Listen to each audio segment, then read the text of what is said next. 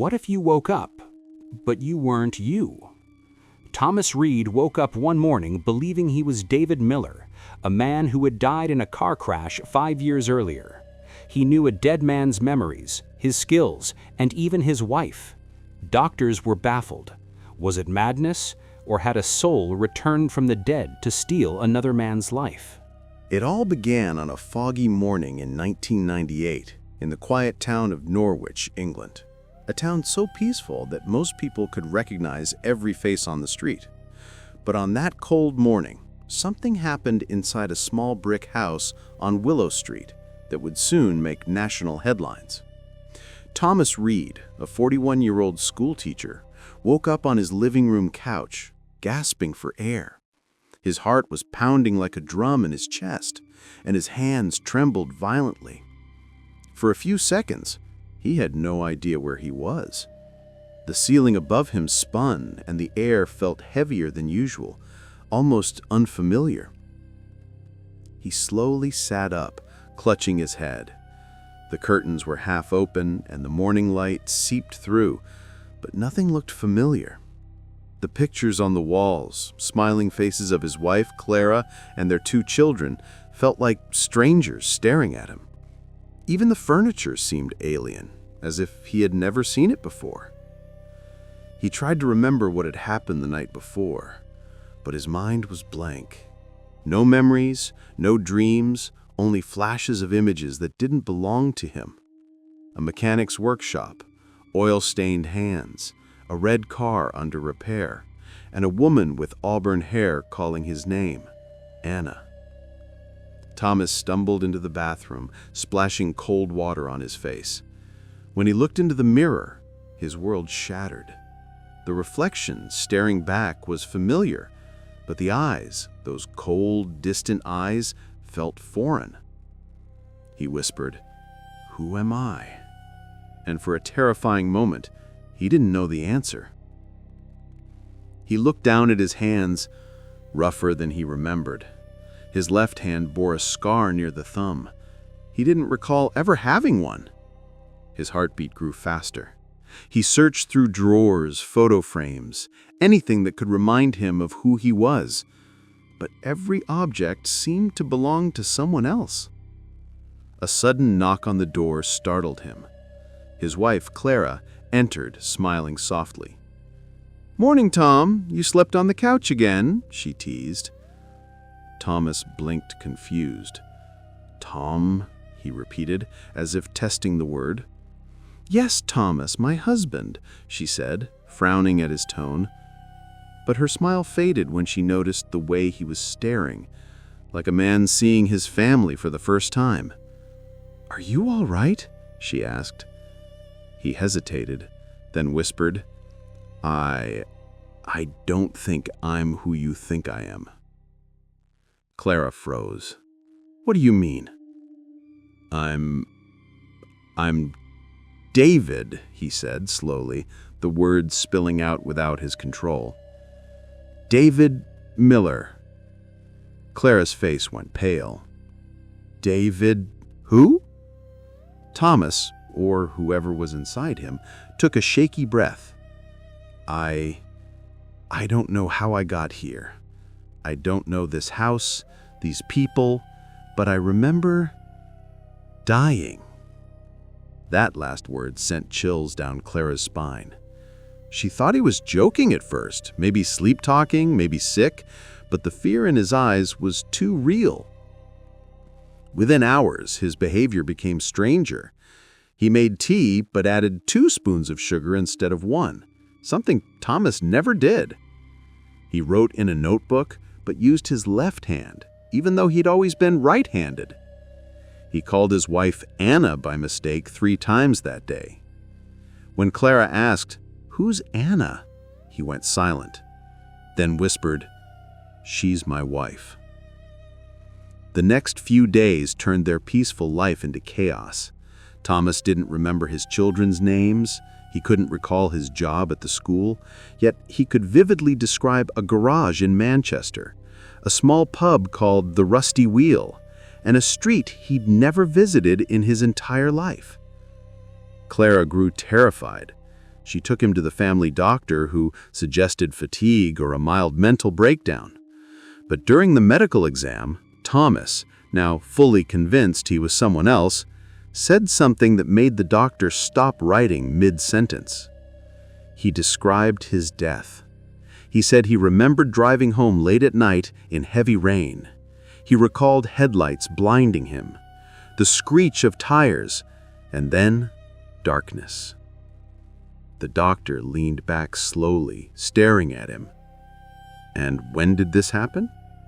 Thomas replied quietly, 5 years ago, in Manchester." Clara gasped. She had no idea what was happening. Her husband, the man sitting beside her, was speaking with complete conviction, as if he truly had lived another life, died, and somehow awoke in her husband's body. That night, as Clara tucked her children into bed, Thomas stood by the window watching the streetlights flicker. His reflection in the glass seemed to smile, but he wasn't. For a fleeting second, he whispered to the window, "I don't know whose life this is, but it's not mine." And that was only the beginning of the mystery that would soon be known as the story of the man who lived 2 lives in one body. Over the next few weeks, Thomas Reed's life became a puzzle no one could solve. He continued insisting with frightening certainty that his real name was David Miller, a mechanic from Manchester who had died in a road accident 5 years earlier. At first, everyone thought it was stress, maybe a mental breakdown, but the details he gave were too specific to ignore. He described streets, people, even smells from a town he'd never visited in his entire life. At breakfast one morning, he told Clara, "The coffee here tastes different.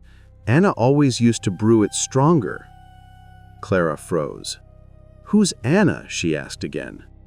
He looked straight into her eyes and replied, "My wife." That night, Clara called her brother, who was a local police officer. He came over to talk to Thomas, hoping to knock some sense into him. But when he asked simple questions, "Where do you live? Who are your parents?" Thomas answered with facts that matched an entirely different man. He said, "I was born in Manchester, 1959. My dad was a mechanic named George Miller. I worked at Miller Auto Repairs near Ashton Lane. My wife's name was Anna, and we had a small house, number 42, corner of the street with the blue shutters." Clara's brother checked police records out of curiosity. To everyone's shock, every single thing Thomas said matched the real records of David Miller, a mechanic who had indeed died in 1993 after a late-night car crash on the M64 highway. The next day, Clara broke down. "If this is some joke, Thomas, please stop," she pleaded. But the man in front of her looked genuinely lost. "He wish it was," he whispered. "But every time I close my eyes, I see her face. I smell the oil on my hands. I hear the crash. And when I open my eyes, I'm here." Doctors grew fascinated and worried at the same time. He was admitted to St. Mary's Hospital for psychological evaluation. Doctors grew fascinated and worried at the same time. He was admitted to St. Mary's Hospital for psychological evaluation. There, he underwent hours of interviews and medical tests. His brain scans showed no signs of injury, no trauma, no signs of amnesia. But when he spoke as David, everything about him changed. His voice deepened, his posture shifted, and he even used different vocabulary. When asked to sign his name, he signed David Miller, with perfect handwriting that matched samples from David's old job application, which the police later retrieved. Thomas had never seen those documents in his life. The story spread like wildfire through Norwich. "Man claims to live as 2 people," the local newspaper headline read. Reporters camped outside the hospital. Curious neighbors whispered theories. Some said it was reincarnation, others called it possession. But the most haunting moment came 2 weeks later. During a therapy session, Thomas, or rather David, asked to visit his home in Manchester. He said, "If you take me there, I'll prove I'm not lying." After days of hesitation, Clara finally agreed. She needed to know the truth. So, on a cloudy morning, they drove 200 miles to Manchester, following the directions Thomas gave, without a map, without hesitation. Every turn, every street, he knew exactly where to go. When they finally stopped in front of a small red brick house with blue shutters on the corner of Ashton Lane, Clara's heart sank. It was exactly as he described. Thomas stepped out of the car, trembling. He stared at the house as tears filled his eyes. "This is it," he whispered. "This is where I lived, and where I died." Moments later, the door opened, and a woman stepped out. She froze when she saw him. Her face turned pale, her hands shook, and she dropped the mail she was holding. It was Anna Miller, David's widow. Her voice trembled. "Who are you?" she asked. Thomas, speaking softly, as if remembering a dream, said, "It's me, Anna. It's David." Anna's eyes widened. She said, "That's not possible. David died." But when he smiled, that small, crooked smile only her husband used to have, she gasped. He knew details only her husband could have known. The secret nickname he gave her, the name of their cat, and even the way she used to hum while cooking. She burst into tears, whispering, "Oh my God, it's really you." The encounter stunned everyone. Reporters flooded the area, scientists called it the case of the century, and skeptics tried to prove it was fake. But the more they investigated, the more impossible it seemed. How could Thomas Reed, a man who had never met the Millers, never visited Manchester, and had no link to their lives, know intimate memories of a dead man? Even DNA tests confirmed he was biologically Thomas. And yet, in his mind, he was David Miller, a man who died 5 years ago and somehow woke up in another body. It was no longer just a medical mystery. It had become something deeper, something that blurred the line between life and death, memory and soul. And this was only the beginning of what the world would soon call the man who lived 2 lives in one body. The story of Thomas Reed, the man who remembered living as David Miller, exploded across England. Newspapers called it the man with 2 souls. TV stations begged for interviews, and experts from every field, psychology, neurology, even parapsychology, wanted to meet him. But behind the media frenzy, one woman refused to see it as entertainment. Dr. Ellen White, a neurologist from London University who specialized in memory disorders. When she heard about Thomas's case, she was skeptical. She said, "There's always an explanation. Even the impossible has logic behind it." When she first met Thomas, he was sitting in a hospital garden, sketching a car engine with incredible precision, a model that hadn't been made since the 1980s. Dr. White asked, "Do you know what you're drawing?" He smiled faintly. "Yeah, it's the old Vauxhall I used to fix for Mr. Linton. He always over-revved it." Dr. White frowned. "And who is Mr. Linton?" He replied, "A customer at my shop in Manchester." But Thomas Reed had never been to Manchester. She decided to conduct a deep series of cognitive and neurological tests. Over the following weeks, Thomas went through everything: brain scans, personality assessments, hypnosis sessions. The results shocked everyone. His brain activity literally changed depending on which identity was active. When he was Thomas, his scans showed typical patterns of a calm, introverted teacher. But when David took over, his activity spiked in areas linked to muscle memory and mechanical reasoning, skills Thomas never had. It was as if his brain switched modes between two entirely different people. Under hypnosis, Dr. White asked, "David, can you tell me what happened the night you died?" He hesitated, his voice trembling. He said, "I was driving home late. It was raining hard. I remember headlights coming right at me. Then pain, metal twisting, and silence. I couldn't move. I thought it was the end. But then..." He paused. "Then I woke up here. I didn't understand at first. Everything was wrong. My hands, my voice, my face. I looked in the mirror, and I wasn't me anymore."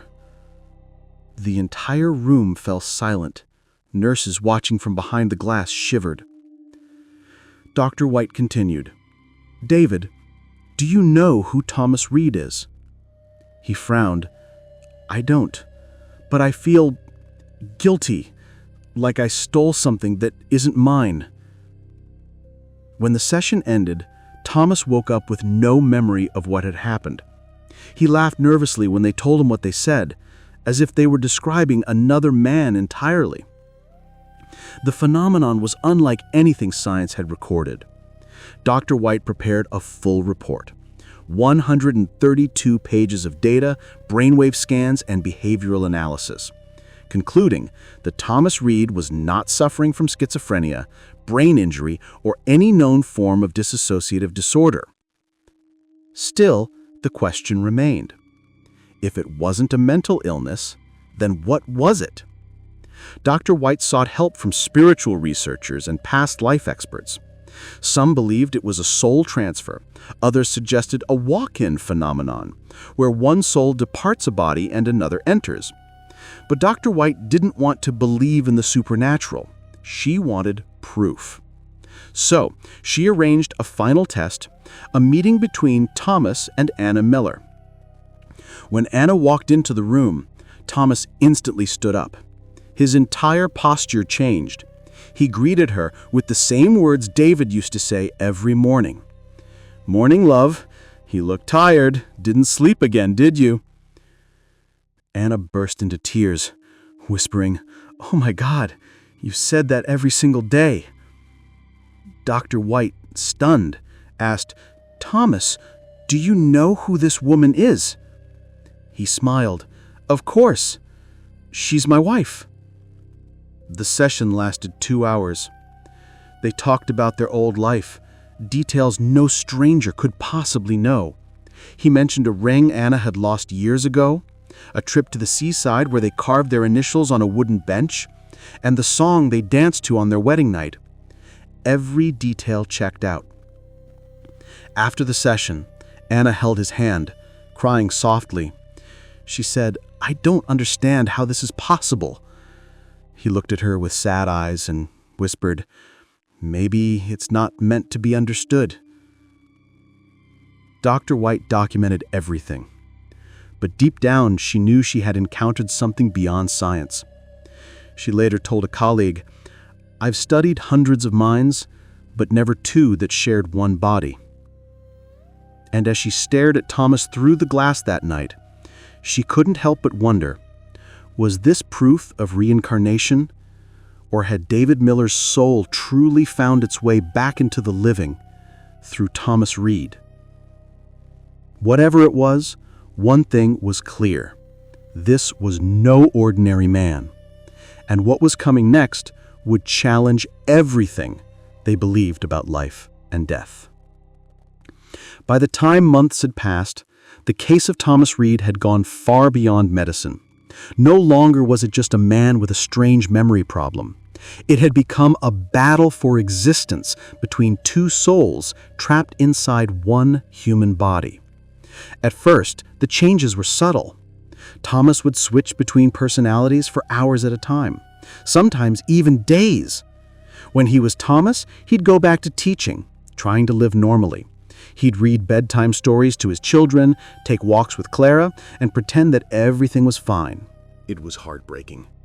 Clara would plead with him, "Please, Thomas, come back. This isn't you." But he'd reply in a calm alien tone, "I'm sorry. I don't know who Thomas is." At times, both identities fought for control. He'd clutch his head, screaming, "Stop! Let me out! I can't breathe!" Doctors called it dual consciousness conflict. But it was more than that.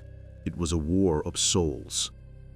Clara tried to be patient, but the man she loved was slipping away. She felt like she was living with two husbands, one who loved her and one who didn't even know her name. There were moments when David would refuse to sleep beside her, saying, "It's not right. You're not my wife." Tears filled her eyes every time he said that. And yet the strangest part was that she could see David in him. The way he looked at things, the way he touched objects, the quiet sadness behind his smile. It was as if two men were trapped inside the same shell, each haunting the other. Meanwhile, Anna Miller, David's widow, started visiting Thomas more often. She said she didn't believe in ghosts or spirits, but every time she heard his voice, she swore it was her husband's soul speaking through another body. One afternoon, while Clara was away, Anna visited the hospital room alone. Thomas sat by the window, staring outside. When she entered, he turned slowly, and his eyes softened. "Anna," he whispered, "you came." She smiled faintly. "I had to." They talked for hours about their past life, their laughter, their plans that never happened. At one point, Anna held his hand and said, "If you truly are David, then maybe you came back for a reason." He looked down, his expression heavy. "Or maybe I wasn't supposed to come back at all."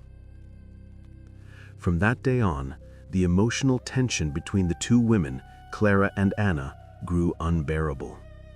Clara accused Anna of encouraging the delusion. "You're keeping him trapped," she shouted one night. "He's sick and you're feeding the sickness." But Anna shot back, "What if he's not sick? What if your husband is gone and mine is the one who returned?" The doctors, helpless to control the situation, decided to isolate Thomas for observation. That's when things turned darker. During hypnosis, David begged to speak to Dr. White alone. His voice was shaking. He said, "Please, help me let go. I don't belong here. I woke up lost. I think I took over his life by mistake." Dr. White asked, "Do you want to leave?" "Yes," he said, "but he won't let me. He's fighting back." Hours later, when Thomas awoke, he was drenched in sweat. His voice was his own again, trembling, broken. "He was here again, wasn't he?" he asked quietly. Dr. White nodded. "Yes, Thomas. He said he wants to go." Thomas stared at the floor for a long moment, then whispered, "So do I." The switches became more violent after that. He would collapse mid-sentence, waking up minutes later as the other person. Sometimes he'd wake up screaming Anna's name, other times he'd shout, "Leave me alone!" The line between the two lives blurred completely. Two consciousnesses trapped in one fragile human mind, each pulling the other toward their own reality. And then during one final hypnosis session, David took full control. Tears streamed down his face as he said, "Tell Anna I'm sorry. Tell Clara, thank you for letting me stay this long. But it's time." He looked around the room, exhaled deeply, and whispered, "I'm giving him back his life." Moments later, his body went still. The monitors flatlined for 30 terrifying seconds. Doctors rushed in, resuscitating him. His pulse returned, but when he opened his eyes, the man inside was no longer David. It was Thomas. He blinked in confusion and said softly, "Where am I?" When they told him everything, he didn't believe a word. He had no memory of David, no recollection of the months of madness, no trace of the other soul. For the first time in nearly a year, the war inside him was over. But the question that haunted everyone remained. Had David truly left? Or was he still there, watching quietly? When Thomas Reed finally opened his eyes in the hospital room, the world felt quiet, almost too quiet. He blinked slowly, his gaze moving between Dr. White and Clara, both watching him anxiously. "Thomas," Dr. White said gently, "can you hear me?" He nodded weakly. "Yes, I can." His voice sounded calm, steady, but empty, as though it belonged to a man who had walked through a storm and returned changed forever. "What's the last thing you remember?" Dr. White asked. Thomas frowned, searching his mind. "I was at home. Then everything went dark." Dr. White exchanged a glance with Clara. There was no sign of David anymore. No more sudden switches, no confusion, no voice calling out for Anna. The man lying before them seemed at last to be just Thomas Reed, the husband, the father, the teacher. But as the days passed, Clara noticed something different. He was quieter, more thoughtful. When he smiled, it carried a hint of sadness that hadn't been there before. Sometimes he'd stop mid-sentence, as if listening to a faint voice only he could hear. One evening, as Clara helped him pack his things to return home, she found a small note on the bedside table, written in handwriting that was not his own. It simply said, "Thank you for letting me say goodbye." She froze. The pen was still warm, but Thomas was fast asleep. The doctors dismissed it as subconscious behavior, a leftover symptom. But Clara knew that handwriting. It was David's. Back home, life slowly returned to normal. Thomas went back to teaching, to reading bedtime stories, to the ordinary rhythm of family life. Yet he often caught himself feeling nostalgic for places he'd never been. The smell of gasoline, the clank of tools, the hum of an engine. Sometimes he'd stop in front of a garage on his way to work and feel at peace. Dr. White continued visiting him once a month. Each time she found no sign of David's personality. Yet the mystery of the case haunted her. She'd spent her career studying the brain, and now she was faced with something that defied every theory she'd ever believed. In her final report, she wrote, "The human mind is not merely a network of neurons. It may be a vessel, and sometimes two souls can share one." Her paper was never officially published. The medical board called it unscientific. But those who read it privately agreed there was something extraordinary about Thomas Reed. Months later, on a quiet Sunday morning, Thomas received an envelope in the mail. No return address, just his name, neatly written. Inside was an old photograph, a smiling couple standing beside a red car. On the back, in faded ink, were the words, "For the life we couldn't finish, David and Anna." Thomas sat staring at the picture for a long time. He didn't remember taking it. He didn't even know the faces, and yet tears filled his eyes. That night he dreamed of driving through rain, headlights flashing, metal twisting, the faint sound of a woman's voice calling his name. When he woke up, his pillow was wet with tears he couldn't explain. He whispered into the darkness, "Are you still here?" But no voice answered, only silence. Still, deep down he felt it, a strange warmth, a quiet reassurance, as if someone, somewhere, had finally found peace. One life ended, one continued, and for a brief, unexplainable moment in history, two lives had shared one body.